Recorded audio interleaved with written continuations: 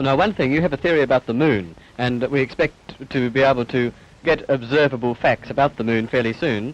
What is your theory? Well, it is by now rather more than a theory. 10 or 11 years ago, I stated to various scientists that the moon is not a piece of rock, but it is a plasma phenomenon, a cosmic plasma, and that this fact will eventually be confirmed. I made certain predictions which were already confirmed in 1958, and the situation now is coming close to a complete confirmation. What will be the result if you're proved to be correct in your theories? The result will be profound and decisive, because it will give proof that a complete reinvestigation of the laws of nature is necessary. Because if the moon is a plasma, no man will ever land on it. The soft landing attempts will all fail. That means that the mass of the moon is less, far less than is currently assumed. It's in a different state of energy, and it has far less mass. That means there is no more explanation for the tides. If the moon, for example, had only 1,000th part of its current mass, then the tides would only be 2 inches high under conventional theories instead of sometimes 14 feet. And that means that if it is proved that the moon is a plasma, then all gravitational theories are out, and a new concept of the cosmos and of its laws has to be evolved. Aren't you being a bit adventurous, though, because you know that we're going to be able to test out your theories on the moon fairly soon? Well, not anymore. 11 years ago, of course, it was rather taking a risk. I was considered a lunatic, of course, but by now the evidence, accumulated evidence, is already so much in my favor that I'm not taking any risks anymore. On the contrary, there is scientific views expressed all over the world now that the moon seems to be of a quite different nature of what was assumed. But the Americans and Russians are thinking of landing men on it. Well, that will never happen, not on the moon.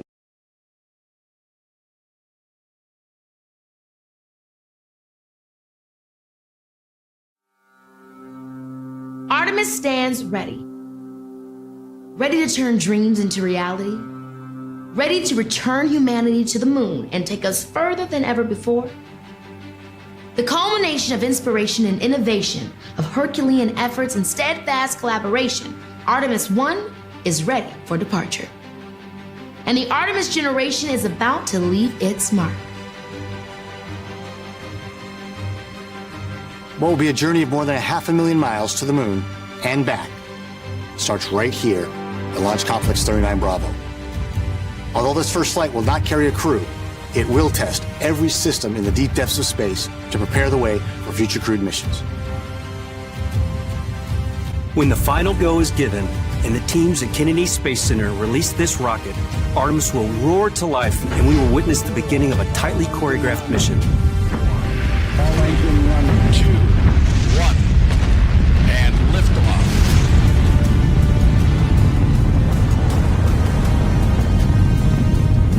The first 2.5 minutes lift Artemis off Earth and build momentum. It's another 6 minutes of pressing uphill, accelerating to orbit. This is followed by a push from the second stage to raise Orion higher. And once all the systems are cleared to continue, the second stage will fire again and push Orion beyond the bounds of Earth. At this point, we're going to the moon. Artemis 1 is ready for departure. This is Artemis Launch Control with an update. Launch Director Charlie Blackwell-Thompson has called a scrub for today. Failure. Well, there's not a lot to watch in Space Watch right now, not today anyway. The countdown for the launch was put on hold 40 minutes before Artemis 1's scheduled takeoff time. NASA scrubbed the highly anticipated launch of its Artemis 1 rocket because of a fuel leak and problems with the engine. They just called it a scrub. We're not going today. The uncrewed mission is intended to be a critical first step toward putting an astronaut back on the moon by 2025. Crowds of excited space fans were sent home disappointed this morning. Many had even camped overnight in hopes of getting a good view of the launch. You can see on your screen right now, I just got a bit of bad breaking news. NASA says the Artemis rocket launch has been scrubbed for a second time. It is a no-go right now. Artemis, you fake! We were looking forward to NASA's Artemis rocket launch to the moon, but now NASA has scrubbed the launch for it the second time. It is clear from these rarely seen color television pictures that the crew of Apollo 11 brought a high-resolution color video camera with them on their mission. Yet the only pictures broadcast live from the moon's surface were these from a low-definition black and white camera. In fact, the networks complained because in addition to this, they were forced to shoot the images, second generation, off of a projection TV of the technology of 30 years ago, and were not even allowed to take a direct feed, which further degraded the quality and clarity of the images. Perhaps this was precisely what NASA and the federal government had in mind. After all, it was a first, regardless of where they were. Better to open up their debut mission with fuzzy pictures and numerous blackouts, rather than show too much revealing detail of a false scene that was yet unproven. And finally, the element that seals their fate. Of all the footage of Apollo 11 requested from NASA over a 5-year period, one gem was discovered just before the completion of this documentary. An old reel received by mistake. It contains the raw or unedited footage of the crew of Apollo 11, Michael Collins, Edwin Aldrin Jr. and Neil Armstrong, staging part of their mission for nearly an hour in living color, with exceptionally clear behind-the-scenes audio of conversations discussing the techniques used to achieve a disingenuous picture depicting the Earth at a distance, in order to falsely demonstrate their far journey from it. For the reel itself is slated and dated July 18th, 19th and 20th, 1969, the very days of the mission when they were said to be approaching and achieving lunar orbit. Furthermore, it is apparent they are in genuine zero gravity aboard the actual spacecraft, necessary to convince the mass media of their authenticity, just not any further than Earth orbit, as you will see. In this never-before-seen or heard footage, not only is the radio conversation between the astronauts and Houston Control audible, there is a secondary, private conversation taking place between the crew and a third confidential party, prompting the astronauts with what to say, when to speak, and how to effectively manipulate the camera to achieve the desired misleading effect. NASA claims that the Houston transmissions were the only ones taking place with the astronauts. Listen now as Houston Control initiates a conversation with the crew, only to find them too preoccupied with the behind-the-scenes trickery to respond. Moments pass and the oversight is picked up on by the clandestine third party, who quickly prompts them with talk. Immediately, Neil Armstrong speaks. Hello, Apollo 11. Houston, Goldstone says that the TV looks great. Over.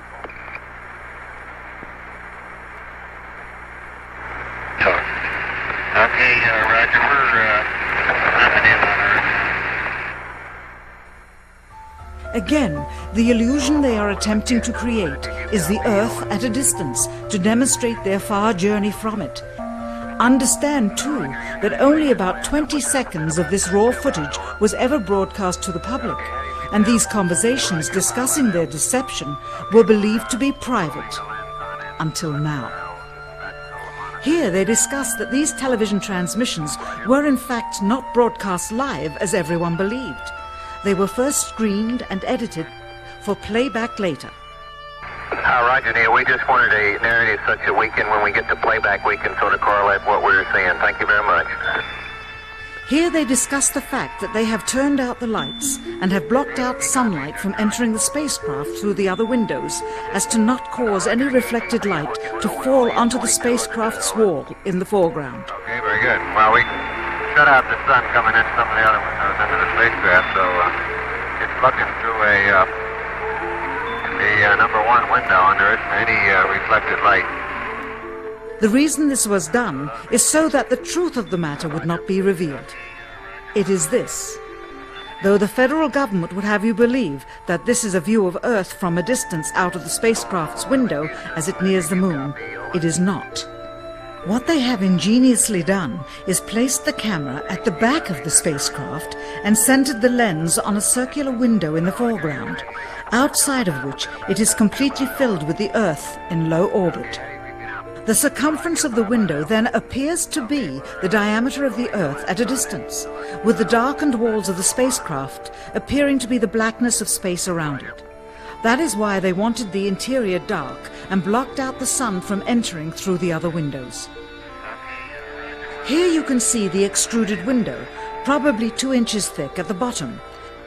This is because the Earth's shine is coming in at a downward angle. It also causes the Earth to appear to be an irregularly shaped circle, for you are seeing the outside of the window at the bottom and the inside of the window at the top, which together form 2 different sized halves of a circle. Subsequently, this take was never used. As they perfected the shot, a crescent-shaped piece of black material was inset slightly into the window to create the illusion of the Earth's terminator line dividing night and day. It is uncannily convincing. During this segment, intended to be edited and played back later for the worldwide television audience, dated July 18, 1969, Neil Armstrong condemns himself as he states that he is 130,000 miles out, or halfway to the moon, as the NASA flight log also states on this date, when he is in reality in low Earth orbit of a few hundred miles. Roger, Houston, Apollo 11. Calling in from about 130,000 miles out. Here, during another segment, also intended to air after review, Neil Armstrong falsely explains to the viewers how the shot is attained by putting the camera's lens to the window's glass, as it would have to be if they were the claimed distance away from the Earth. We only have one window that has a view of the Earth, and it's filled up with the TV camera. If the window was completely filled up with a TV camera, as he stated, then an astronaut's arm would not be able to get between the camera and the window, as it obviously does here in this outtake. South America becomes invisible just off beyond the Terminator or inside the shadow. You can also notice how the astronaut operating the camera reacted to the mistake by attempting to pan away from it. Blue gas, see white bands of major cloud formations across the Earth. This is a segment that they believed wasn't even being recorded, much less suitable for broadcast, for the lens was being zoomed out and the scene was being changed to that of an interior of the astronauts at work, and apparently the stop button popped back up on the recorder without notice. Here is the diffused work light that they used to see camera controls, but not throw light onto the spacecraft's wall. Here they remove part of the crescent insert.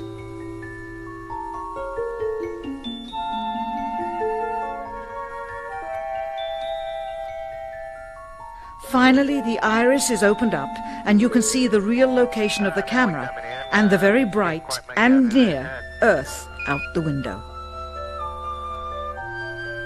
Here is the slate for the 19th of July, and the same shot of trickery on the 19th of July, and then the 20th, and the same misleading shot on the 20th. Later that evening, they were said to be walking on the moon. How can this be when they were in Earth orbit only 9 hours earlier, and the moon is some 3 days' journey away? Furthermore, if they genuinely went to the moon, why would they be faking any part of it? Why this trickery with the window? By faking being halfway to the moon, it becomes apparent that they did so because they could not even go halfway. Artemis, you fake! Then there's the flag, blowing in the wind, at least twice, on the atmosphereless moon. We can only guess that most of the missions were staged inside, for fear of possible aerial or satellite reconnaissance from an unfriendly nation. The backpacks, designed for 1/6 gravity, must have had the cooling systems removed to allow for movement without falling over. With very near and hot studio lighting, that left one hot astronaut inside. Assuming that it was the astronauts inside, after all, their faces were always covered. The necessary mammoth amounts of air conditioning were probably responsible for the air current. Here the editor cuts to a still shot of the flag, just as the effect becomes noticeable. Here it is unchecked. This rare clip, attained decades ago, was never re-released with the inevitable increase in experience and scrutiny. To demonstrate 1/6 gravity, a bouncy, floaty feel to the astronauts' movements would be similarly achieved with relative simplicity. Slow motion. You are viewing the scenes as they aired more than 30 years ago. Now let's look at them with the speed doubled. It becomes discernible that they are, in fact, in Earth's gravity, and are no more leaving the ground than they would on Earth. And what about stars? On the moon, with no atmosphere, they must have been quite a sight to behold. Yet there is seldom any mention of them, if ever, by any of the astronauts on any of the missions. Undoubtedly, creating a mural with all the constellations properly placed in the sky would have been virtually impossible to create accurately, much less realistically. A competent amateur astronomer would have been able to call attention to the slightest error in measurement. The answer? Not to talk about the stars, ever. In their post-flight press conference, it was the only question to which Neil Armstrong responded with an absence of memory.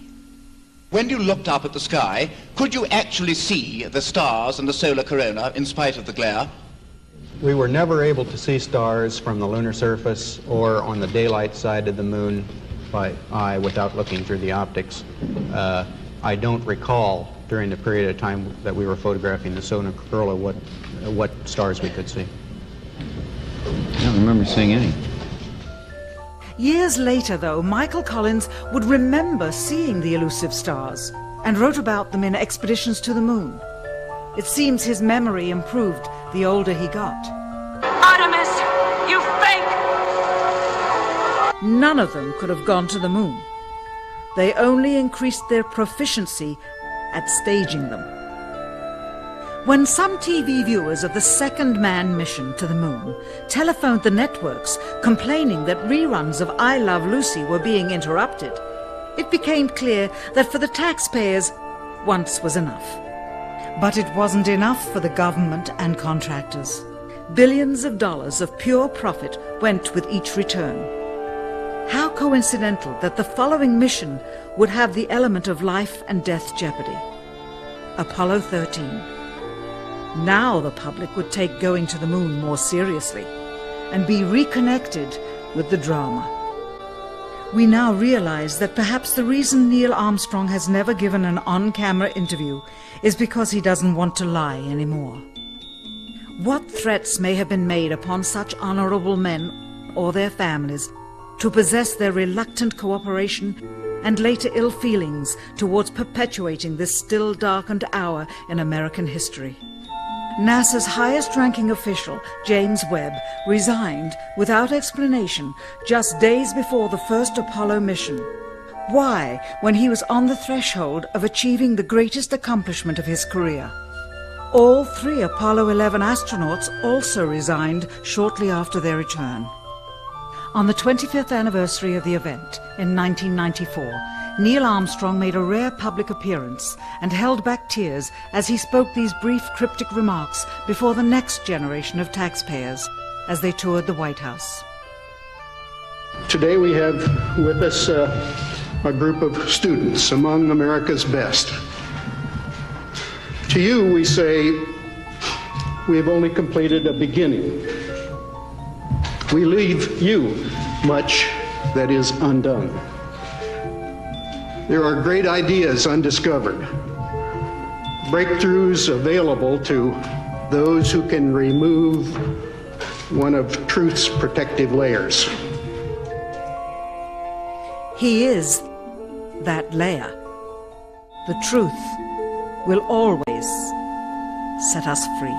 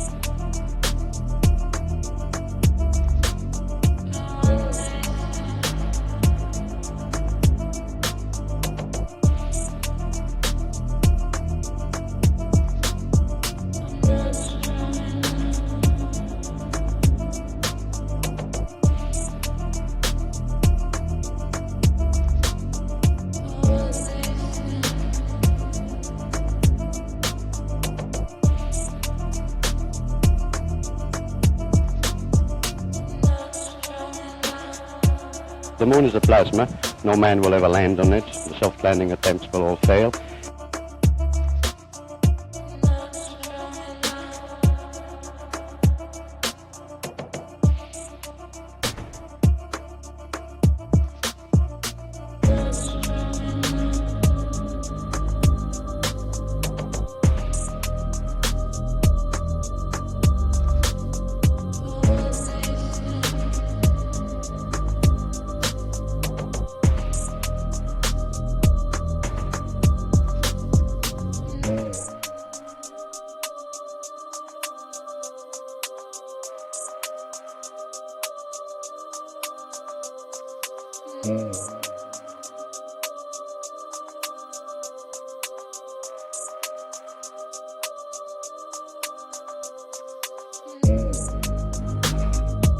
Yes, but the moon is definitely, as I have said, a plasma.